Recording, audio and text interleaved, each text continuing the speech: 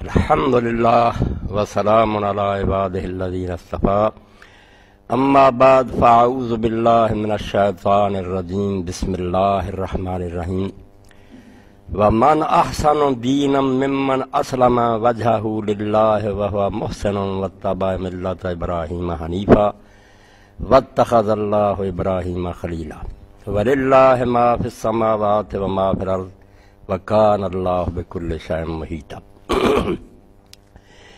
اس شخص سے اچھا دین کس کا ہو سکتا ہے جو اپنے آپ کو اللہ کے سپرد کر دے اور وہ نیکوکار ہو اور ابراہیم علیہ السلام کے طریقہ پر چلتا رہے جو یکسو تھے، اور اللہ نے ابراہیم علیہ السلام کو اپنا گہرا دوست بنایا۔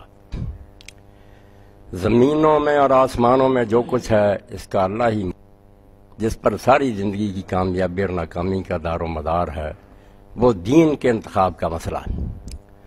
دین عربی زبان میں 4 عناصر پر مشتمل ہے۔ عربی لغت میں 4 مفہوم ہے اس کے اندر، جو چاروں اکٹھے ہوں تو پھر کوئی نظام زندگی یا وے آف لائف دین کہلاتا ہے۔ سب سے پہلے تو اس کے لیے ایک ہونا چاہیے حاکم جو حکم دے، پھر دوسری طرف کوئی رعیت جو اس کی اطاعت کرے، تیسری طرف کوئی قانون ہونا چاہیے، کوئی حکم ہونا چاہیے جو وہ حاکم دے رہا، اور چوتھی چیز ہوتی ہے پھر جزا کہ اس کا بدلہ کیا ملے گا۔ حکم کی اطاعت کرو گے تو کیا انعام ملے گا، نافرمانی کرو گے تو کیا سزا ہوگی۔ کسی سوسائٹی اور معاشرے میں جب کوئی ضابطہ بنے گا تو ایک قوت ہوگی جو وہ قانون بنائے گی، کچھ لوگ اس کی اطاعت کریں گے، قانون کی وضاحت ہوگی، پھر اس کے لیے سزا جزا مقرر کی جائے گی۔ یہ دنیا میں بھی آپ دیکھتے ہیں۔ اس لیے دین جو ہے نا کہ ہم زندگی کس طرح گزاریں، یہ سب سے اہم مسئلہ ہے اور سارے علموں کی جڑ ہے۔ اگر آدمی اس بارے میں یکسو نہیں ہو سکا اور صحیح فیصلہ نہیں کر سکا تو ہو سکتا اس کی پوری زندگی رائے گاں اور برباد جائے، انجام میں وہ ناکامی کا سامنا کرے۔ اور اگر صحیح راستہ اختیار کر لے، ایسا طریقے زندگی اپنا لے جو صحیح ہو، تو اس کے نتیجہ میں انشاءاللہ وہ دنیا میں بھی برکتیں پائے گا اور آخرت میں بھی کامیابی نصیب ہوگی۔ اب یہ طریقے زندگی انتخاب کرنے کے لیے ہمارے سامنے 3 راستے ہیں۔ جب سے اولاد آدم علیہ السلام زمین میں آباد ہوئی ہے، انسانوں نے 3 راستے ہیں جو چنے ہیں۔ ایک راستہ تو ہے جس کو ہم آج کل لبرلزم کہتے ہیں، فسق و فجور کا راستہ، کہ آدمی سمجھے کہ بابر بیش کوش کے عالم دوبارہ نے مزے کرو، جانوروں کی طرح رہو، کوئی قانون نہیں، کوئی ضابطہ نہیں، عیش کرو، عاقبت کی خبر خدا جانے، اب تو آرام سے گزرتی ہے۔ زیادہ لوگوں کا رویہ یہی رہا ہے۔ اولئک کالانعام بل هم اضل، 4 پایوں کی طرح رہیں، کھایا پیا سو رہے اور بچے جنے، اس کے علاوہ انہیں اور کچھ نہیں سوچی۔ ان کی معراج یہی ہے۔ باقی ساری دلچسپیاں جو ہے نا، بیوٹی پارلر ہیں، لباس ہیں، اسکول کری، سارے بہانے ہیں، اصل وہ عیاشی کی زندگی گزارنا چاہتے ہیں۔ ایک طریقے زندگی تو یہ رہا ہے، زیادہ تعداد ایسے لوگوں کی رہی ہے، اور ایک اس کے بالکل برعکس رہا جنہوں نے کہا کہ یہ دنیا جیل خانہ ہے، یہاں ہمیں اللہ تعالیٰ نے قید میں ڈال دیا، اس سے نجات حاصل کرنی تھی۔ یہ راہب لوگوں کا نظریہ ہے کہ اس دنیا سے نفرت کرنی تھی، اچھا لباس نہیں پہننا چاہیے، اچھی خوراک نہیں ہونی چاہیے، جسم کو جتنی اذیتیں دی جائیں، بلکہ خودکشی تک کو انہوں نے کہا کہ بات ہے مرو اور جان چھڑاؤ اس دنیا سے۔ یہ اس کے بالکل اپوزٹ ہے، اور اس کے مقابلہ میں وہ دین ہے جس کی اللہ تلقین کر رہا ہے کہ بہتر دین جو ہے نا نظام زندگی، وہ ہے جو ابراہیم علیہ السلام نے لوگوں کو بتایا، وہ اسلام ہے، کوئی نیا دین نہیں ہے اسلام۔ اس لیے شروع میں کہہ دیا اسلام وجہ للہ، کہ نہ اس میں وہ فسق و فجور ہے کہ بیلگام گھوڑے بن جاؤ کہ چراغار اس میں تم گھس گئے ہو، جیسے چاہو کھاؤ پیو، یہ حیوانوں کی زندگی بھی انسان کے لائق نہیں ہے۔ اور اگر تم سمجھتے ہو کہ اللہ تعالیٰ نے تمہیں سزا دی ہے اس دنیا میں بھیج کر تمہیں قید خانے میں، یہ بھی غلط ہے۔ تم زمین میں اللہ کے خلیفہ ہو، اللہ نے تمہارے چارج میں دے دی ہے یہ دنیا، جس حالت میں تمہارے سپرد کیا، جب تم یہاں سے روانہ ہو تو بہتر حالت میں چھوڑ کر جاؤ۔ یہ دیکھنا چاہتا ہے کہ مینجمنٹ تم نے کیا کی ہے۔ جتنی اچھی مینجمنٹ اس دنیا کی کرو گے، وہ عیسیٰ علیہ السلام نے بڑی پیاری مثال دی ہے کہ جیسے کوئی مالک کسی کو ایک چونی دیتا ہے کہ اس میں تجارت کر کے دکھاؤ، اگر وہ اچھی تجارت کرتا ہے، سمجھدار نوکر ثابت ہوتا ہے، پھر وہ لاکھوں اس کے حوالے کر دیتا۔ جو تھوڑوں میں دیانتدار نہیں ثابت ہوا، لاکھوں پھر اس کے حوالے کیسے کیے جائیں، بلکہ اس کو سزا ملے گی۔ ہمیں بھی اللہ تعالیٰ نے اس دنیا میں امتحان کے لیے بھیجا، تھوڑی سی صلاحیتیں دے دی ہیں، باقی کہا کہ یہاں اچھا کام کر کے دکھاؤ، پھر ملک لا یبلا، ایسی سلطنت دوں گا جو کبھی اس کو زوال ہی نہیں آئے گا، ہمیشہ کی بات سے جنت میں چلے جاؤ، مگر اس کے لیے آزمائش یہ ہے کہ پہلے تھوڑا سا کام کر کے تمہارا جائزہ تو لیا جائے کہ تمہیں کام کرنا آتا بھی ہے تو نہیں۔ تو اسلام جو ہے اس کے لیے اللہ تعالیٰ نے ملت ابراہیم کا لفظ استعمال کیا، حالانکہ یہ حضرت آدم علیہ السلام سے چلا آ رہا، جتنے بھی انبیاء علیہ السلام آئے نا سب کا دین اسلام ہی تھا، کوئی ایسی بات نہیں کہ اسلام جیسے کہتے ہیں فاؤنڈر آف دی فیتھ رسول اللہ کو، یہ کافروں نے ہمارے ذہنوں میں بسا دیا کہ بانی اسلام، اس سے زیادہ کفر کا کوئی کلمہ نہیں۔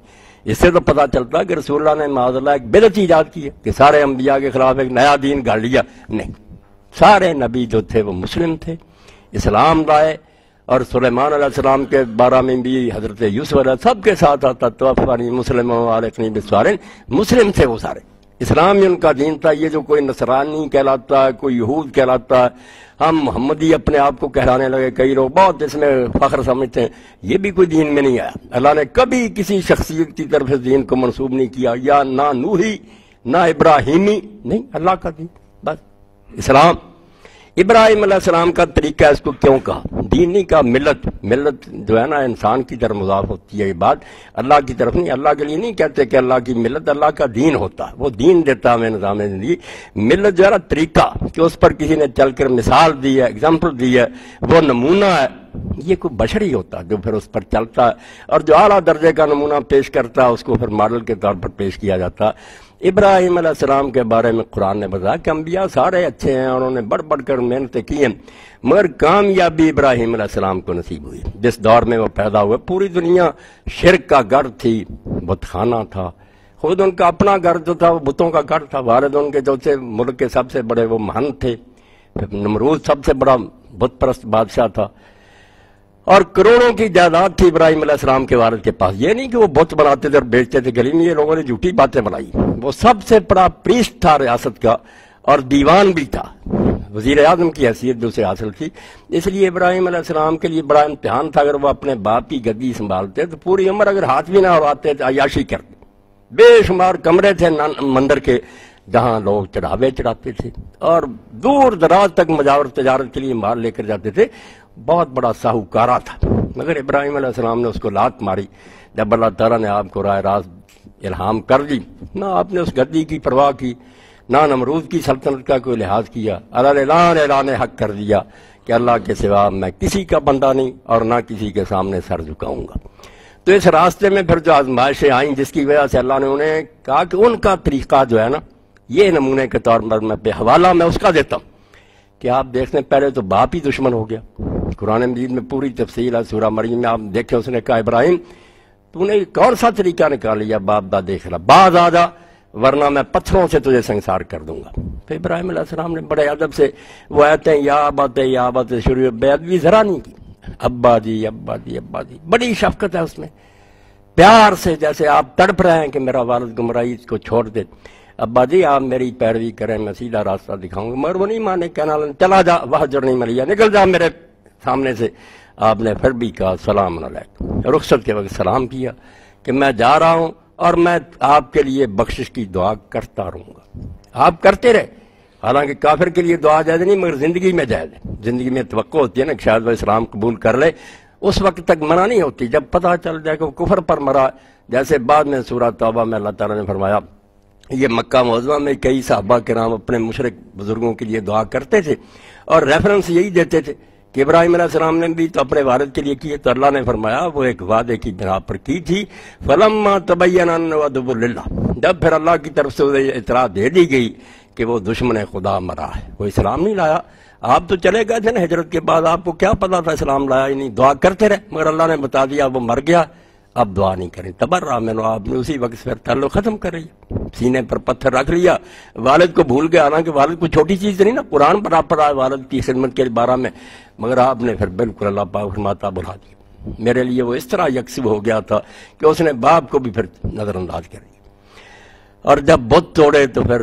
گرفتار کر لیا گیا، 10 دن آپ جیل میں رہے تالمود میں ساری، تو پھر اس نے کونسل بلائی، نمرود میں کیا رویہ اس سے ہونا چاہیے، انہوں نے کہا آگ میں جلا دو، پھر آگ بھی تیار ہوئی، اس میں ابراہیم علیہ السلام کو ڈالا گیا، اب کتنا بڑا امتحان تھا، اللہ تعالیٰ نے اس لیے کہا کہ انبیاء سارے جان کی ملت میں کہہ سکتا ہوں، مگر وہ ان آزمائشوں میں سے نہیں گزرے، امتحانوں میں سے جو شخص گزرا آ رہا اور جس نے استقامت کا مظاہرہ کیا اعلیٰ درجے کا، وہ ابراہیم علیہ السلام ہے۔ بے خطر کود پڑا آتش نمرود میں عشق، عقل تھی محو تماشائے لبے بامل۔ اب مادیت کے تو بالکل خلاف بات، مادہ پرست لوگ تو کہتے تھے آگے جلا دے گی، اور وہ اللہ پر بھروسہ کرتے تھے۔ اور رسول کریم علیہ السلام کے بارے میں بھی اور حضرت ابراہیم علیہ السلام کے بارے میں بھی ابن عباس رضی اللہ تعالیٰ عنہ فرماتے ہیں کہ زندگی میں ان دونوں پیغمبروں پر جب سب سے نازک وقت آئے ہیں تو انہوں نے حسبنا اللہ و نعم الوکیل پڑھا ہے۔ ابراہیم علیہ السلام نے بھی اس وقت یہی کہا، صحیح بخاری میں حسبنا اللہ و نعم، ٹھیک ہے آ گیا اس کا کام درانا ہے مگر حکم اس پر اللہ کا چلتا، میرے لیے اللہ کافی ہے، وہ سارے کام ٹھیک کر دے گا۔ اور سورہ آل عمران میں بھی آتا ہے کہ جب لوگوں نے آ کر نبی کریم صلی اللہ علیہ وسلم اور صحابہ کو یہ اطلاع دی کہ وہ مکے کے لوگوں نے تو بہت بڑا اجتماع کر لیا، لشکر اکٹھا کر لیا، مدینے کی اینٹ سے اینٹ بجانا چاہتے ہیں، تو وہاں اللہ فرماتا ہے ڈرنے کی بجائے ان کا ایمان بڑھ گیا اور انہوں نے کہا حسبنا اللہ و نعم الوکیل، کچھ نہیں آتے رہے لشکر، جو اللہ کو منظور ہوگا ہم نے اپنا سارا معاملہ اللہ کے سپرد کر دیا، اگر فتح میں ہماری بہتری ہے وہ بھی قبول، اگر ہمارے مر جانے میں اور شہید ہو جانے میں بہتری ہے تو ہمیں یہ بھی منظور ہے، ہم اللہ کے فیصلے پر راضی ہیں۔ تو اس بارے میں اسی لیے نیک لوگوں نے کہا کہ اگر کسی کو کوئی مہم بھی درپیش ہونا، زندگی میں آخر مسائل پیش آتے ہیں، تو 313 مرتبہ اگر وہ شخص دن رات میں پڑھے نا حسب اللہ و نعم الوکیل، اور اس کے آگے پیچھے دروشی پڑھے تو انشاءاللہ اس کا مسئلہ حل ہوگا۔ کسی قسم کا بھی معاملہ ہوگا نا، گھریلو ہوگا، ملازمت کا ہوگا، مالی ہوگا، اس کلمہ میں اتنی برکت ہے، وہ کہتا میرے لیے اللہ کافی، اللہ میں کوئی کمی ہے، کائنات اس کے قبضہ میں، اس کے کون سے سب کچھ ہوتا۔ تو یہ آپ لوگوں کو بھی اپنے ذہن میں رکھنا چاہیے، کوئی بھی ایسا حاجت مند اور ضروری کام کے لیے پوچھے آپ اس کو بھی یہ مشورہ دیں، 313 مرتبہ اور آخر دروشی حسبنا اللہ و نعم الوکیل یا حسب اللہ و نعم الوکیل پڑھے۔ تو ابراہیم علیہ السلام آگ میں بھی چھلانگ لگا گئے، پھر وطن چھوڑا اور صرف ایک بیوی ساتھ تھی حضرت سارہ اور ایک بھتیجے تھے حضرت لوط علیہ السلام، مصر گئے۔ پھر اس دور میں اتنے لمبے سفر کی اللہ کے دین کے لیے، کسی پیغمبر نے اتنی محنت نہیں کی، اپنے علاقوں میں دین پہنچایا، مگر یہ ملک بملک پھرے، عراق سے نکلے، مصر گئے، فلسطین گئے، عرب آئے، بڑے علاقوں کی خاک چھانی اور اللہ کے دین کے لیے گھومتے رہے، مخالفتیں ہوتی رہیں، پرواہ نہیں کی، بڑھاپا آ گیا۔ تو حضرت سارہ کے ساتھ جب مصر گئے تو پھر آپ کو معلوم ہے کہ وہاں کتنا بڑا امتحان پیش آیا، عزت کو خطرہ لاحق ہو گیا کہ وہ بادشاہ ظالم تھا، اس کو اگر کسی خوبصورت عورت کا علم ہوتا کہ میرے علاقہ میں آئے، اس کے خاوند کو قتل کر دیتا اور بیوی چھین لیتا۔ اس لیے اس نے پہلے ابراہیم علیہ السلام سے پوچھا کہ آپ سے اس کا کیا تعلق ہے، تو آپ نے فرمایا میری بہن ہے، بہن بھی تھی، چچا کی لڑکی تھی، اسلام بھی اس کے سوا کسی نے قبول نہیں کیا، دینی بہن بھی تھی، اور سارا سے بھی کہہ دیا کہ ظالم ہے، معاملہ اللہ حل کرے گا، مگر اگر تو نے پہلے ہی بتا دیا کہ یہ خاوند ہے تو مجھے قتل کر دے، قصہ خراب ہو جائے گا، تو نے یہی کہنا کہ میرا بھائی ہے اور تو ہے بھی میری دینی بہن سگے چچا کی بیٹی۔ تو پھر وہ محل میں لے گیا ظالم، بری نیت سے اس نے ارادہ کیا۔ اب کتنی مشکل بات ہوئی کہ دین کے لیے اللہ کا بندہ گھوم رہا ہے، وہاں تو صرف جان کی بازی یا عصمت اور عفت کی بازی کہ بیوی کی عزت ہی برباد ہو رہی۔ تو حضرت سارہ نے بھی اس موقع پر جو دعا کی ہے وہ بھی عرش ہلا دینے والی کہ اللہ پوری زمین میں میرے سوا تیرے پیغمبر کو ماننے والا کوئی نہیں ہے، اور میں نے اپنے والدین کو چھوڑا، اس کا ساتھ دیا، مگر نوبت کہاں تک پہنچی، اب مجھے بچانے والا کون ہے؟ تو واقعی اللہ نے پھر مدد فرمائی۔ اللہ اپنے بندوں کو تنہا نہیں چھوڑتا، اس نے برا ارادہ کیا تو بری طرح غش کھا کر زمین پر گرا، ہاتھ پاؤں مارنے لگا۔ اس نے کہا یار میری جان چھڑاؤ، یہ کیا بلا تم لے ہو؟ حضرت سارہ سے کہا دعا کرو اللہ میری جان بخشی کرے، بچ گیا، مگر پھر وہی ارادہ برا۔ ڈاکٹر صاحب راستے میں کہہ رہے تھے اندر جو شیطان چھپا ہوا نا، اور ابلیس جس نے جنت میں بھی آدم علیہ السلام کو گمراہ کرنے میں کمی نہیں چھو، ساتھ ہی ہے نا ہمارے، اور اسی لیے رسول کریم علیہ السلام نے فرمایا کہ وہ خون جیسے ہے نا رگوں میں گردش کر اس طرح اندر آدمی کے گھومتا ہر وقت۔ اللہ نے اس کو بڑے اختیار دیے، اور سوائے اعوذ باللہ من الشیطان الرجیم کے کوئی شرط نہیں۔ ہم کہنا اپنی کوششوں سے بچنا نہیں بچ سکتا، اللہ کہتا ہے اس سے بچنا نا۔ اور مولانا روم رحمۃ اللہ نے بڑی پیاری مثال اس بارے میں دی ہے بھی وہ ٹھیک کہ آپ کسی شخص سے ملنے جاتے ہیں، رئیس آدمی، اس نے کتا چھوڑا ہوا، آپ وہ کتے سے اگر الجھ جائیں، اس کو پتھر مارنا چاہیے، پھاڑ دے گا آپ۔ طریقہ یہی ہے کہ اس کو آواز دے چوری صاحب میں آ رہا ہوں، اس کتے کو ذرا سنبھالیں، وہ آواز دے گا، اس کو بلا لے گا، پٹا ڈال دے گا، آپ بچیں، ورنہ آپ خود چاہیں گے نا کہ پتھروں سے ڈھیلوں سے مقابلہ کر، کتا چھوڑے گا آپ؟ یہ ہے اللہ کا چھوڑا ہوا کتا۔ اللہ نے پیغمبروں کو بھی کہا فاستعذ باللہ من الشیطان الرجیم، اللہ سے پناہ مانگو، اللہ بچا لے گا، وہ خود ہی اس کا علاج کر لے گا۔ اور واقعی یہ رسمی نہیں ہونا چاہیے، دل و جان سے ہونا چاہیے کہ اللہ ایک لمحہ کے لیے مجھے اپنے آپ پر چھوڑنا۔ اب کائنات میں رسول کریم علیہ السلام سے بڑھ کر کوئی ہے؟ آپ یہ دعا کرتے تھے یا حی یا قیوم برحمتک استغیث فلا تکلنی الی نفسی، ایک لمحے کے لیے اللہ مجھے اپنے آپ پر نہ چھوڑنا۔ تو حضرت ام سلمہ نے کہا یا رسول اللہ آپ بھی خطرے میں، فرمایا یونس علیہ السلام کو ایک سیکنڈ کے لیے اللہ نے اس پر چھوڑ دیا تو مچھلی کے پیٹ میں چلا گیا۔ اللہ کی مدد کے بغیر کوئی نہیں بچ سکتا، اس لیے اس کی حفاظت درکار۔ تو حضرت سارہ نے دعا کی، ادھر ابراہیم علیہ السلام بھی دعا میں لگ گئے، 3 بار اس برے ارادے کے بعد تائب ہوا، عزت سے رخصت کیا، بڑا مال و متاع دیا، اور حضرت سارہ کو خدمت کے لیے حضرت ہاجرہ دے دی۔ وہ بھی پھر حضرت سارہ نے ابراہیم علیہ السلام کو بخش دی، ان کی بیوی بنی، اور اس سے پہلا بچہ حضرت اسماعیل علیہ السلام پیدا، ہاجرہ سے ہوا، سارہ سے نہیں ہوا۔ ایک دن پر حضرت سارہ نے بھی کہا جب 13 سال کے ہو گئے اسماعیل علیہ السلام کہ میں تیرے ساتھ پھر رہی ہوں، پہلی شادی میرے ساتھ ہوئی، چچا کی بیٹی ہوں، میرے بیٹا کوئی نہیں ہوا، تو آپ نے پھر دعا کی، وہ سورہ صافات میں آتی رب حب لی من الصالحین، جن کے گھروں میں اولاد نہیں ہونے چاہیے کہ یہ دعا کرے اللہ پاک نے۔ اس زمانے میں جب آپ بوڑھے ہو چکے تھے، سارہ بانجھ تھی، بشارت دے دی کہ بیٹا ہوگا۔ اب وہ اتنی حیران ہوئی، خود دعا کرائی، مگر حیرت سے کہنے میرے بیٹا ہوگا، میں بوڑھی ہو چکی ہوں، آپ بھی آپ کے بار سفید ہے۔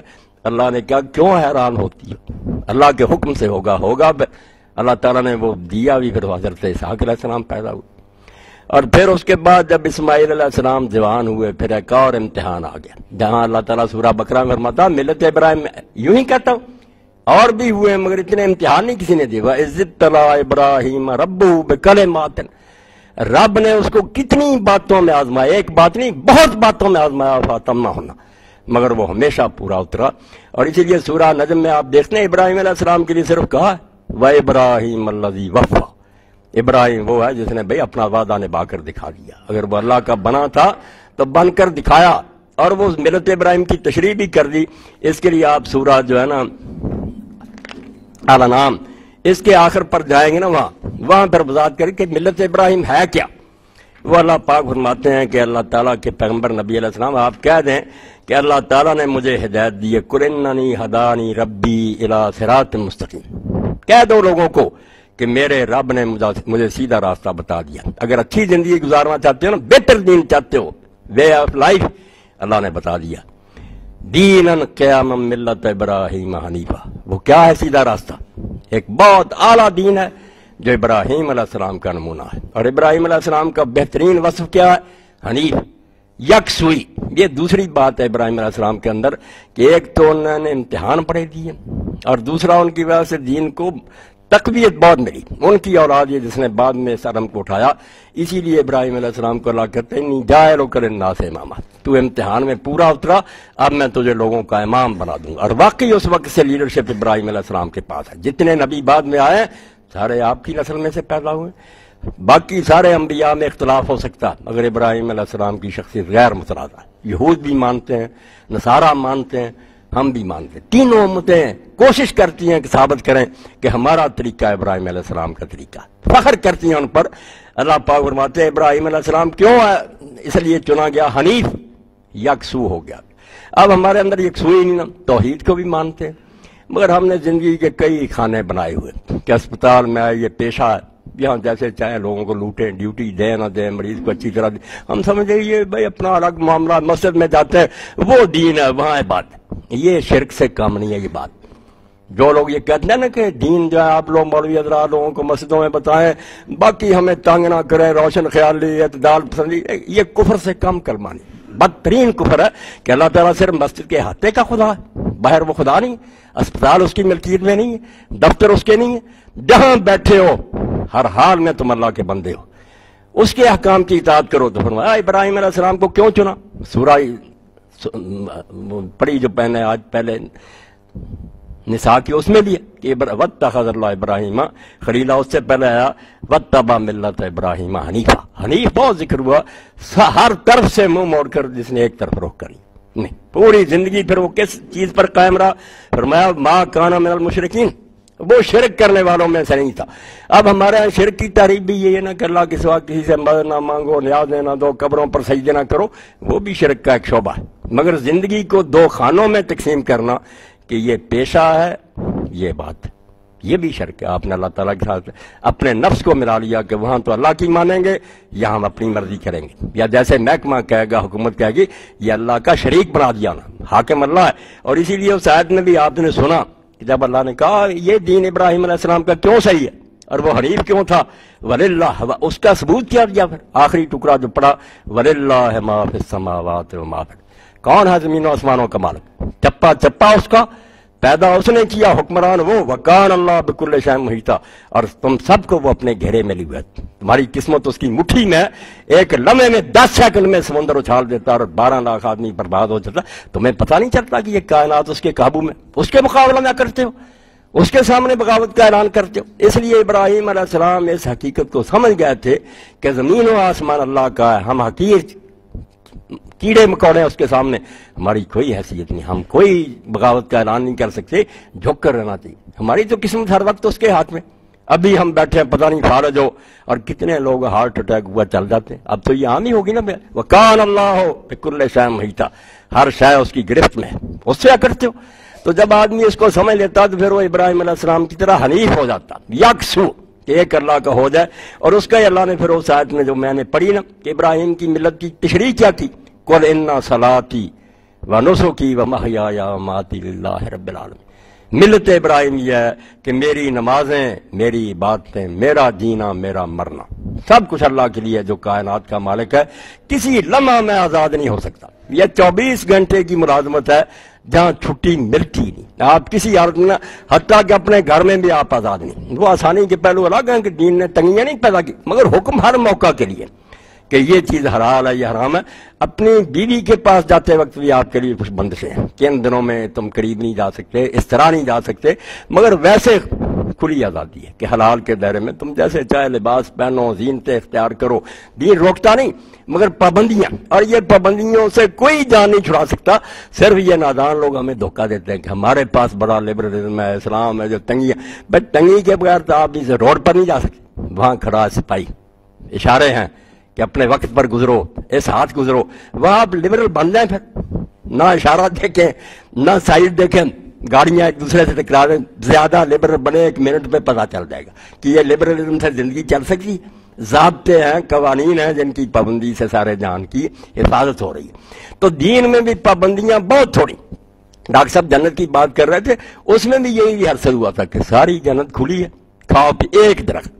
شریعت میں بھی آپ بالکل اگر علم صحیح حاصل کریں گے نا، پابندی ایک آدھی ہے کہ پینے میں شراب نہ پیو، باقی اتنے جوس ہیں، دودھ ہیں، جو جی پا وہی جنت والا معاملہ، کھلا کھاؤ، صرف 1-2 چیزوں سے بچو۔ لباس میں بھی ایسے، مگر انسان کا حال یہ ہے کہ جس سے روکا جاتا ہے نا ادھر بھاگتا ہے، وہ ایک آدھ چیز جو ہے نا اس کی طرف دوڑتا ہے، باقی آسانیاں ساری بھول جاتا ہے۔ تو اللہ تعالیٰ فرماتے ہیں کہ اصل مسئلہ انسان کا کہ وہ اپنے لیے صحیح طرز حیات اختیار کرے، وہ راستہ اپنائے جس سے دنیا بھی بنے، آخرت بھی سنورے۔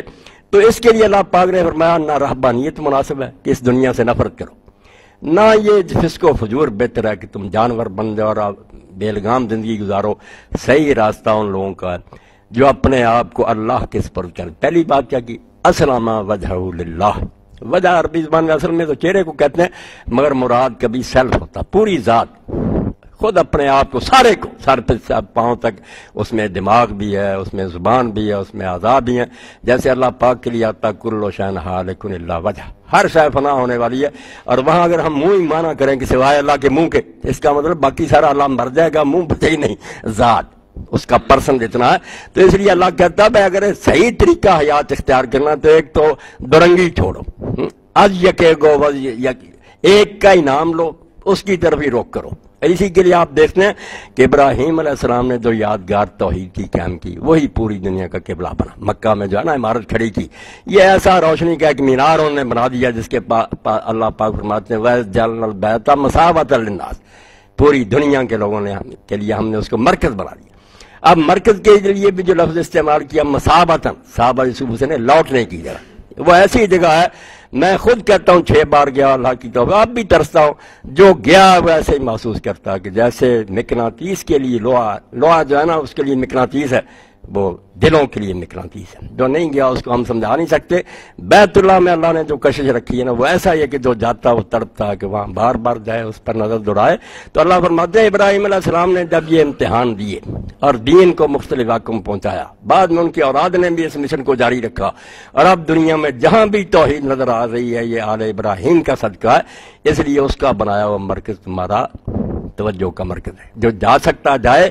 اور اسی لیے اللہ کے رسول علیہ السلام نے کہہ دیا ہم اس میں غفلت کرتے ہیں، یورپ تک سفر کرتے ہیں، جدہ سے وہاں نہیں پہنچتے۔ اللہ کے رسول علیہ السلام فرماتے ہیں جس کے پاس وہاں جانے کا سفر خرچ موجود ہے، نہ بیماری نے روکا نہ کسی ظالم بادشاہ نے روکا، اور وہ مر گیا بغیر وہاں جانے کے، فلا رہ یموتا یہودی ولا نصرانی، وہ عیسائی ہو کر مر جائے یا یہودی مرگ ہو کر مر جائے، اللہ کو ایسے مسلمان کی کوئی ضرورت نہیں۔ اور حضرت عمر رضی نے فرمایا اپنے زمانہ خلافت میں کہ مجھے فرشتے مرتب کر کے دو کہ جو لوگ مسلمان کہلاتے ہیں اور اس کے باوجود حج کے لیے نہیں آئے، صاحب استطاعت ہوئے، میں انہیں غیر مسلم شمار کروں، ان پر جزیہ لگا دوں، وہی ٹیکس عائد کر دوں جو کفار پر ہے۔ یہ کون سے مسلمان ہیں جو اپنے مرکز میں بھی ساری عمر حاضری نہیں دیتے؟ تو جنہیں اللہ نے دی ہے طاقت وہ وہاں جائیں، اور اگر نہیں جا سکتے ہمارا بھی اللہ نے بندوبست کر دیا کہ تم یہاں ہی جب نماز کا وقت آئے منہ ادھر کو کر لو، یہی سمجھا جائے گا کہ تمہارے دلوں میں اس کا احترام ہے، ہم اللہ کے گھر کو مانتے ہیں۔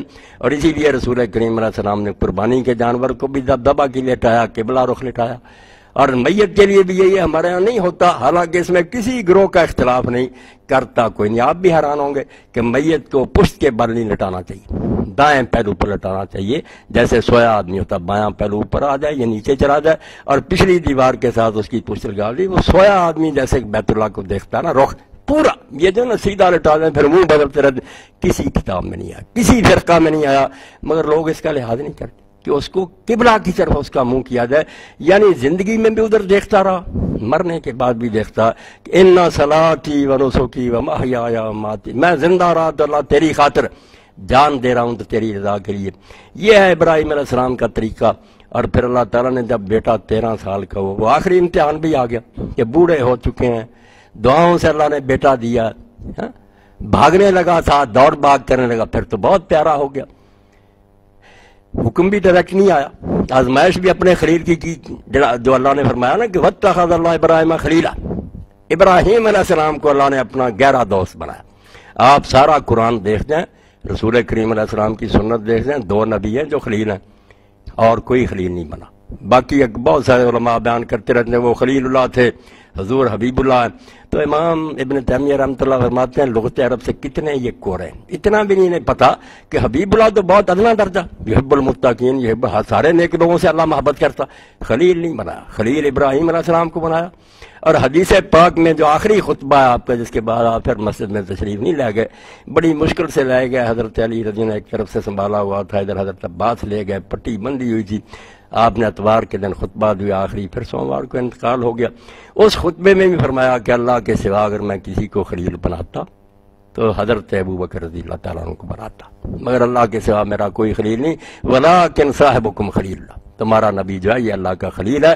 قرآن نے ابراہیم علیہ السلام کو کہا، رسول اللہ نے اپنے بارے میں کہا، تو خلیل ہے۔ آپ ڈاکٹر حضرات نے دل کا آپریشن کرتے ہیں، چیرتے ہیں، جانور بھی ذبح کرتے ہیں، جب اس کو چیرا دیتے اندر سے پول آ جاتا ہے، جس کی محبت سارے دل پر چھا جائے اور ہوتے ہوتے اس پول کے اندر ہی پہنچ جائے نا، وہ پھر محبت کا وہ مقام ہے جس کو خلت کہتے ہیں، گوڑا یار۔ تو اللہ تعالیٰ فرماتے ہیں کہ ابراہیم علیہ السلام کو میں نے اپنا دوست بنایا کہ اس نے واقعی پوری زندگی حنیف بن کر دکھا دیا کہ میرا رخ صرف تیری طرف ہے، مجھے صرف تیری رضا درکار ہے۔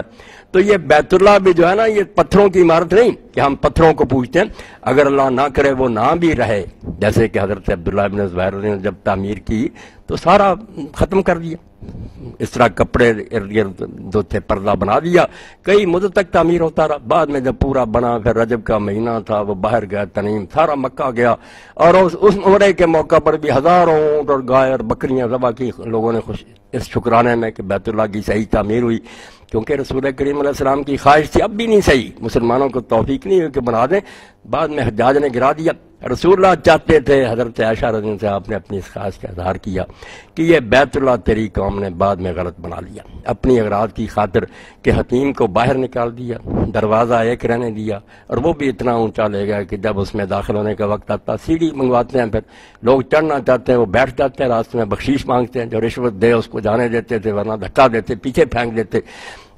ابراہیم علیہ السلام کے زمانے میں دروازہ زمین پر تھا، دروازے دو تھے، ایک طرف سے داخل ہوتے تھے، ایک طرف نکل جاتے تھے، اور یہ حتیم بھی بیت اللہ میں سے حضور کی یہ خواہش تھی۔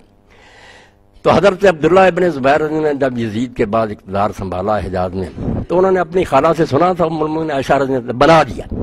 بہت خوشی کی لوگوں نے کہ حضور کی تمنا پوری ہوئی، مگر عبد الملک نے جب لشکر بھیجا تو پھر ابن زبیر بھی شہید ہوئے، ان کو درخت پر لٹکا دیا گیا ان کی لاش کو۔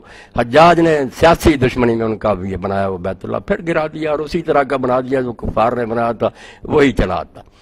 تو یہ بیت اللہ جو ہے پتھروں کی عمارت نہیں، میں نے عرض کیا نا اگر نہ بھی یہ اینٹیں پتھر رہیں تو وہ جگہ جو ہے نا بقع وہ ہمارا قبلہ، اس کو اللہ نے کہہ دیا بیتیا، یہ میرا گھر۔ کیوں بیتیا کا تعمیر کی ابراہیم علیہ السلام نے، اسماعیل علیہ السلام۔ کئی لوگ اعتراض کرتے ہیں ہندو وغیرہ کہ یار ہمیں بتوں سے روکتے، تم نہیں پتھر پوجتے، ہم نہیں پتھر پوجتے، وہ نہ بھی پتھر رہیں تو اس جگہ کی طرف منہ کرتے ہیں۔ کیوں اللہ نے کہا یہ میرا گھر ہے؟ کیوں کہا؟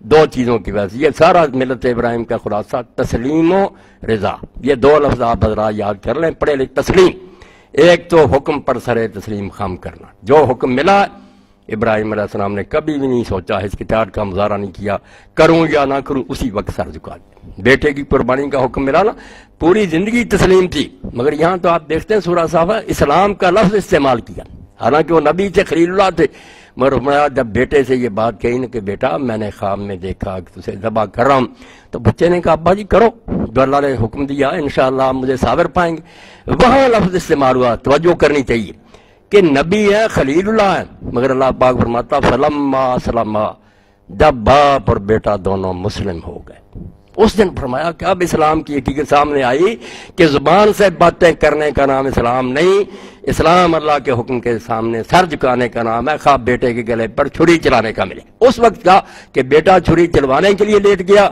باپ نے چھری پکڑی، فلما اسلما، جب دونوں مسلم ہو گئے، وَتَلَّهُ الْجَبِينَ، اور پیشانی کے بل ہٹا لیا، آواز آ گئی کہ ابراہیم علیہ السلام تم نے خواب اپنا سچا کر دیا۔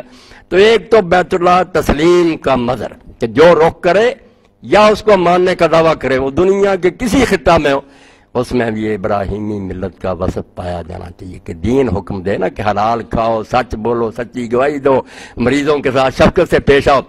اور آپ حضرات کے بارے میں تو فرمایا بھی رسول اللہ صلی اللہ علیہ وسلم نے، یہ ابو داؤد شریف میں ہوتا ہے، لوگوں نے کہہ دیا کہ طبیب ہے، یہ کوئی شخص ملنے آیا تو کوئی حرج نہیں، عربی میں طبیب کہہ دیتے، مگر آپ نے فرمایا طبیب اللہ ہے، معالج اصل میں اللہ ہے، آپ لوگوں نے کیا علاج کرنا، آپ رفیق ہیں۔ رفیق کا لفظ بولا کہ آپ کو اللہ نے نرم دل بنا دیا کہ کوئی دکھی آتا تو آپ کے دل اس وقت تڑپ اٹھتے ہیں کہ یہ بیچارہ کتنی پریشانی میں، رفیق کا لفظ پڑا۔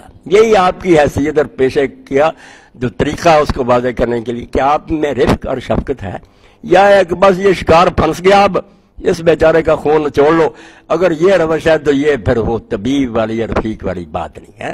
یہ تو اس کو سمجھنا کہ بس ایک پنجے میں آ گیا، اب ہم درندے ہیں، تیر پار کرے علاج ہو، اور کئی لوگوں کا جب پڑھتا ہوں کہ یہ ایسے اچھے رفیق ہیں، آپریشن کیا بعد میں ہتھیار بھی وہیں چھوڑ دیے، اخباروں میں آتا رہتا، بعد میں تکلیف نہیں ہٹی، لوگوں نے کہا یہ کہ پتا چلا کہ ہتھیار ہی اس میں تولیہ رہ گیا، انا للہ و انا، یہ کون سی رفق اور شفقت ہے؟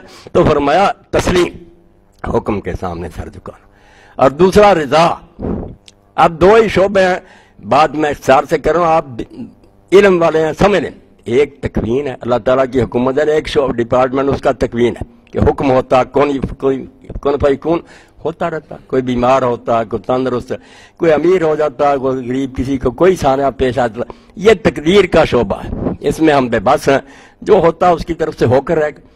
ایک تشریع ہے، قانون سازی کہ یہ کام کرو، یہ نہ کرو، حلال و حرام، اس میں ہمیں اختیار ہے، ہم اس سے بچ بھی سکتے ہیں، نہ بچنا چاہیں تو گناہ بھی کر سکتے ہیں۔ تو تشریع کا جو شعبہ ہے نا، قانون سازی کا، وہاں ہماری ذمہ داری تسلیم کی ہے کہ حکم ملا شراب نہ پیو، زنا نہ کرو، نمازیں پڑھو، وہاں ان حکموں کو مانے، یہ تسلیم ہے۔ یہ تکوین کے مقابلہ میں ہمارا رد عمل ہے، اور جہاں ہے تکوین کہ حکم جاری ہو گیا کہ بیمار ہو جائے یا اس کا بچہ فوت ہو جائے یا اس کے مکان کو یہ حادثہ پیش آ جائے، وہاں پھر رضا ہے، خوش رہنا صرف صبر نہیں، صبر بہت اتنا درجہ کہ آدمی چیخ پکار نہ کرے، یہ تو ہو سکتا دل سے وہ برا بھی جانتا رہے مگر کچھ نہ اپنے وقار کی خاطر زبان سے نکالے، یہ کچھ نہیں، خوش ہو، بالکل راضی ہو کہ اللہ نے جو کیا اس سے بہتر کچھ نہیں ہو سکتا۔ یہ دو چیزیں ہیں جو ملت ابراہیم کا نچوڑ ہے، اور بیت اللہ شریف اس کا سمبل ہے، اس کی طرف ہم رخ کرتے ہیں نا، تو یہی دو حقیقتیں سامنے آتی ہیں کہ جن دونوں نے باپ بیٹے نے بنایا، کوئی حکم ملا سر جھکانے سے انہوں نے انکار نہیں کیا، اسی وقت جو اور مصیبت کوئی آئی، آزمائش کوئی آئی، اس کو انہوں نے رضا سے، خوش دلی سے، اللہ کی طرف سے سمجھ کر قبول کیا، مسکراتے رہے۔ اور اس کے لیے وہ صحیح، آپ دیکھیں نا وہ الفاظ ہیں جو ہم کہتے ہیں سوا مروا کے درمن صحیح، آپ جانتے ہیں کہ صحیح کوشش کو کہتے ہیں۔ اللہ پاک نے وہاں ہی تدبیر اور تقدیر کا مسئلہ حل کر دیا کہ جب پانی ختم ہو گیا، کھجوریں ختم ہو گئیں، اسماعیل علیہ السلام تڑپنے لگے۔ اب ماں کی ممتا کے لیے یہ ناقابل برداشت منظر تھا، ماں بیچاری کس طرح اس کو دیکھ سکتی تھی اپنے بچے کو مرتے، گئی پہاڑ قریب، اس وقت صفائی تھا، کوشش کی، اللہ نے کہا وہ بیٹھی نہیں رہی، جتنی بھاگ دوڑ کر سکتی تھی وہ بھی کی کہ کوشش کرو، بعد میں اللہ تعالیٰ کی طرف سے جو ہوگا وہ اس کا کام ہے، کوشش کرنا تمہارا کام۔ وہاں چلی، آوازیں دیں، کوئی نہیں بولا، پھر اتری، یہ وادی تھی، اب تو ہے نا صاف ہی ہو گیا میدان، جہاں بھاگتے ہیں نا میلین اخضرین، دو سبز ستون بنے ہوئے، وہاں لائٹ ہوتی ہے، صرف یہ وادی تھی، پہاڑی ادھر بھی آتی تھی، ادھر سے بھی پہاڑی اترتی تھی، درمیان میں یہ نالا تھا، یہاں صرف وہ دوڑیں، پھر دوسری پہاڑی پر چڑھیں، وہاں بھی آوازیں دی، کوئی آواز جواب میں نہیں آئی، 7 چکر لگائے، اور آخری چکر جب تھا تو اس وقت اللہ تعالیٰ نے پھر مدد کرنی تھی، پھر تقدیر کا زور ہوا، حضرت جبریل علیہ السلام آئے، اسماعیل علیہ السلام کے پاس کھڑے ہوئے، انہوں نے پھر آواز دی، جب انہوں نے آواز سنی تو پھر اپنے آپ سے کہا سہن سہن، چپ چپ، خود اپنے آپ کو کہا کہ سنوں کون بول رہا، پھر کہا اللہ کے بندے اگر کوئی ہے تو میری مدد کر، میرا بچہ مر رہا ہے۔ اب اللہ کے فرشتے نے کس طرح سوال جواب کیا، جانتا تھا اللہ کی طرف سے، مگر اس نے پوچھا کہ تو کون ہے؟ انہوں نے کہا نا ام ولد ابراہیم، میں ابراہیم علیہ السلام کے فرزند کی ماں ہوں۔ اس نے کہا اس بیابان میں جہاں نہ کوئی پانی ہے نہ کوئی انسان ہے، ابراہیم علیہ السلام کی بیوی کا کیا کام ہے، کیوں چھوڑ گیا تھا تمہیں؟ تو حضرت حاجرہ نے کہا کہ وہ کہتا تھا اللہ نے حکم دیا۔ پوچھا آپ نے اس وقت کیا کہا؟ تو کہا جب وہ رخصت ہوئے تو میں پیچھے گئی اور میں نے بار بار پوچھا کہ ابراہیم علیہ السلام اتنا تو بتا جاؤ کہ تم اپنی کسی ناراضگی کی وجہ سے چھوڑ رہے یا اللہ کا حکم ہے؟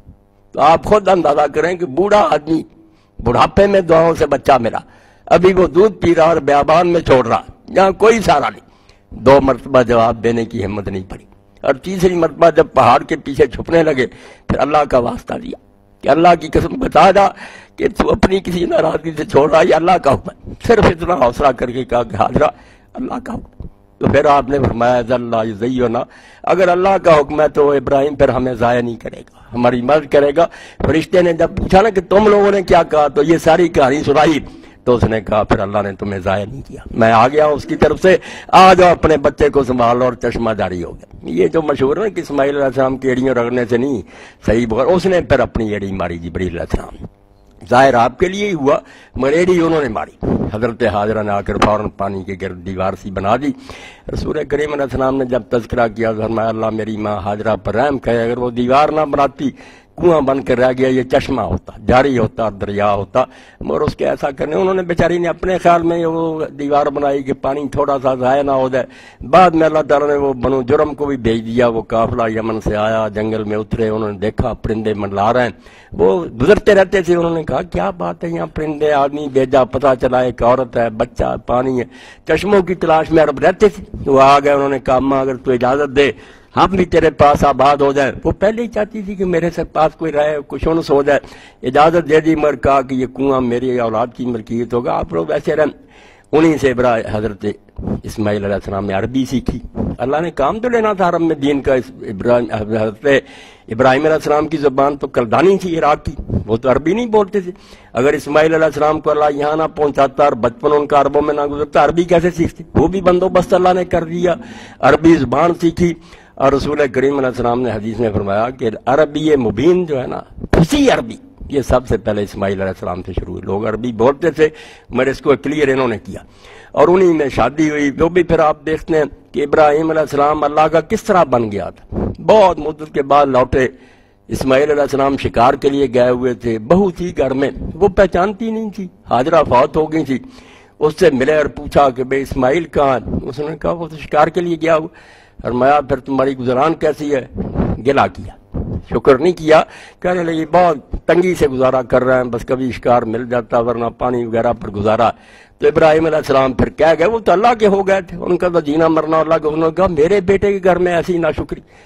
تو کہا جب اسماعیل آئے گا تو میرا سلام کہنا اور کہہ دینا کہ اپنے گھر کا جو ہے نا دروازہ دہلیز اس کو بدل دے، یہ نہیں ٹھیک، چوکھٹ تبدیل کر دے۔ بات نہیں کھولی۔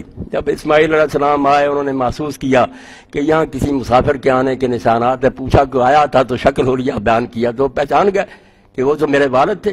تو پوچھا کیا بات ہوئی، بات بتائی، تو جب چوکھٹ کا ذکر کیا تو انہوں نے کہا پھر چوکھٹ تو ہی ہے۔ وہ مجھے اشارہ کر گئے کہ میری تو عمر گزر گئی اللہ کی تقدیر کے سامنے سر جھکاتے اور شکر گزاری کرتے، تیرے گھر میں ایسی عورت، اس کو چھوڑا، بعد میں دوسری بیوی کی، پھر آپ کبھی آئے، پھر اسی طرح ہوا، مگر وہ بہت اچھی بچی نکلے۔ اس نے کہا الحمدللہ بہت اچھا وقت گزر رہا۔ آپ نے پھر برکت کے لیے دعا کی، دو ہی چیزیں تھی، گوشت تھا، یہ پانی تھا زمزم کا، ان دونوں کے لیے دعا کی۔ حضور صلی اللہ علیہ وسلم نے فرمایا اگر غلہ بھی ہوتا تو اس کے لیے بھی کرتے، غلہ تو مکے میں نہیں تھا۔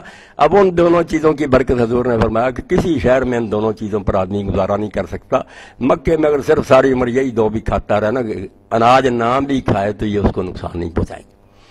تیسری مرتبہ جب آئے اس وقت اسماعیل علیہ السلام پھر درخت کے نیچے بیٹھے تھے، اپنے تیر ٹھیک کر رہے تھے۔ اب حضور نے جو منظر کشی کی، جو باپ اور بیٹا ہے، جو اس حضرت یوسف علیہ السلام کی طرح مدت بعد ملے، وہی اندازہ کر سکتا ہے نا کہ باپ بیٹے کی ملاقات کیسی ہو سکتی۔ فرمایا جب بیٹے نے باپ کو دیکھا، یہ بھی اٹھ کھڑے ہوئے، باپ نے بھی سینے سے لگایا اور وہ اتنا روئے کہ رسول کریم فرماتے ہیں وہاں جو پالتو جانور تھے بکریاں وغیرہ، ان کی آنکھوں سے بھی آنسو بہہ۔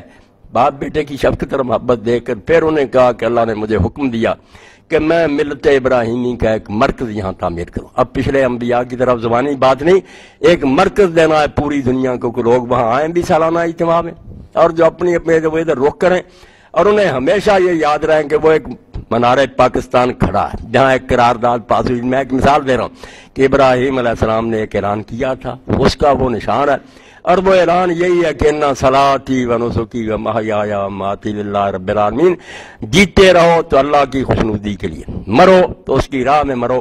یہ ہے وہ ملت ابراہیم جس کے بارے میں اللہ کہتا بھائی لوگ کئی راستوں پر چل رہے ہیں، کوئی جانوروں کی طرح جی رہا ہے، کوئی غاروں میں جا کر راہب بن گیا۔ صحیح طریقہ اس شخص کا ہے جو اپنے آپ کو مکمل اللہ کے حوالے کر دے، نیکوکار بنے، اور اس کے لیے نمونہ اور مثال اپنے سامنے ابراہیم علیہ السلام کی رکھے۔